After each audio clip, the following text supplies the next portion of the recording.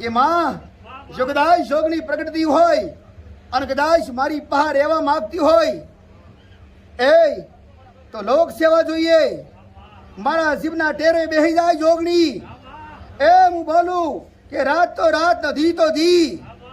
હું કહું કે જામ મટી જાય તો મટી જાય.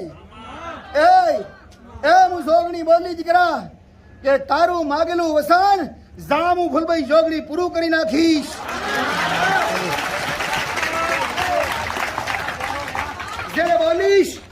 જે બોલીશ એ પથ્થરનું લકીર.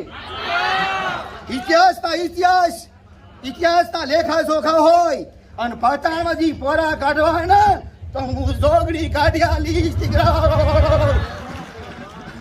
એટલે આજ 24 કલાક મારા દીકરા પહા હું જોગણી રહેવા વાળીશ.